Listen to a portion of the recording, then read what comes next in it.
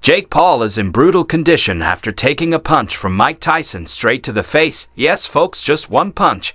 And he's down for the count now. You might be wondering, wasn't the fight supposed to be on July 20th? His lesson early. Well, let me spill the tea here. At a press conference in Dallas, Jake just couldn't keep his mouth shut and said to Tyson, "I'll bury you next to your daughter." Oh yeah, he went there, and Jake thought he could walk away and have a nice dinner with his family. Absolutely hilarious. Well, we all knew Jake's pitiful condition was destined and written with a golden pen the moment he decided to mess with Mike Tyson.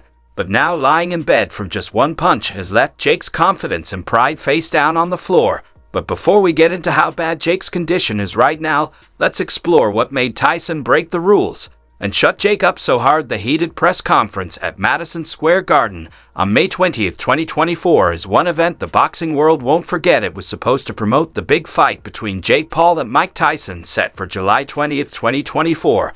But of course things went off the rails right from the start. You could tell this wasn't going to be your usual trash-talking session. Jake Paul, always the provocateur, decided to crank it up to a whole new level. The tension was thick, and Jake's words were designed to cut deep. He started with this bold people is on July 20th, Mike will be put to sleep, and he will feel my power, and I will go down as the man who put Tyson to sleep for the last time. Not just trash talk, folks. It was like a mouse giving a death threat to a lion. The room was buzzing, but Jake didn't stop there. He went straight for Tyson's heart, making deeply personal and offensive remarks about Tyson's family and his late trainer Cusado. Jake crossed the ultimate line when he said Cusado's legacy is overrated. He couldn't even protect his own. And look where you are now. Mike wasn't. He's supposed to make you invincible. The room went silent, and Tyson's face twisted with rage. Those words didn't just sting, they ripped open old wounds. The atmosphere was now supercharged. Jake continued to poke the bear, mocking Tyson's deceased child. This attack was beyond the pale,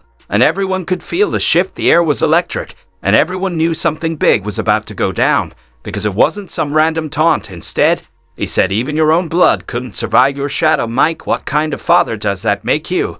And then it happened. Tyson's reaction was immediate and explosive. The anger and pain in his eyes were crystal clear. The room, packed with media and spectators, held its breath. So when I say Jake can't see with one eye or speak with his twisted jaw, you're probably wondering just how hard Tyson punched him. The situation was something self-explanatory, but let me vividly explain it to you. Tyson roared and lunged across the stage. His fist became a blur, smashing into Jake's face with all the anger and pain he could muster. The sound of Tyson's knuckles meeting Jake's face echoed around the room, followed by a collective gasp from the audience. Security rushed in immediately, but they were too late to stop the initial beatdown. It took several guards to pull Tyson away as he strained to get at Jake. The scene was pure chaos, shouting, camera flashes, and everyone scrambling to restore some order. After the dust settled, there was Jake Paul on the ground, looking like he'd been run over by a truck. His once cocky smile was gone, replaced by shock and pain. Blood trickled from a cut above his eye, and his face started swelling up like a balloon. People in the room said it felt like a flashback to Tyson's brutal knockouts from back in the day.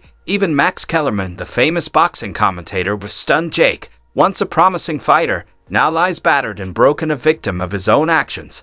I've never seen anything escalate this quickly. At a press event, the boxing community was buzzing after this incident. Evander Holyfield, Tyson's old rival and current friend, chimed in, "Mike's temper is legendary, but this was a side of him I hoped was in the past. Jake Paul pushed him too far, and now we see the consequences." Jake's injuries were no joke. He had multiple facial fractures, a broken nose, and a shattered cheekbone. Doctors said he'd need surgery to fix the damage. His team put out a statement saying Jake is recovering, but the extent of his injury means he will need time to heal. "We are considering our options regarding the upcoming fight." The attack severity had immediate fallout. Promoters and organizers started wondering if the July 20 fight could still happen. Tyson, though, wasn't feeling sorry. He just said, "Me crossed the line. This is what happens." The boxing world was left in a mess. What was supposed to be an exciting showdown turned into a real-life brawl with serious consequences. Jake Paul wanted to provoke Tyson, and boy, did he succeed, just not in the way he hoped, and the aftermath left the boxing world in shock. Jake Paul, once a promising fighter, now lay battered and broken, a victim of his own reckless mouth. The press conference intended to hype up the fight turned into a battlefield. And what else could this Disney troublemaker do except grab his camera and show the world how much of a victim he is? Jake took to social media to whine about his frustrations and show off his vulnerability. To pay them a lot of money for no reason. I'm like, It just pisses me off. He ranted during a live stream, his voice shaking with a mix of anger and sadness. Quite the change from the cocky attitude he had at the press conference. Then, to make things even juicier, Jake started claiming he had fake injuries. He posted videos of himself with a cast and bandages, saying he was seriously hurt from the attack. But those claims quickly fell apart. In one video, he said, "I dislodged my shoulder lifting up a gym boulder. In one of my spars, it hurts, man. And the doctor said I can't fight in this state." Yeah, because lifting boulders in a sparring session sounds totally believable. People had mixed reactions. Some fans felt sorry for Jake, thinking he was just a victim of Tyson's uncontrollable rage. Jake was out of line, but no one deserves to be beaten like that, tweeted one fan, capturing the feelings of those who thought Jake got more than he deserved. But a lot of the boxing community and fans were on Tyson's side. They thought Jake's big mouth earned him every punch he got. Jake Paul promptly retracted his statement, realizing the absurdity of challenging a legend like Tyson, said sports analyst Steppa Smith. Most people in this camp felt Jake had crossed a line and got exactly what was coming to him. Jake's public rants and videos only added fuel to the fire. His emotional outbursts, combined with the sketchy nature of his injury claims, made people even more divided. Videos of Jake breaking down, visibly upset and frustrated, spread like wildfire. He was seen saying, "I don't know how this got so out."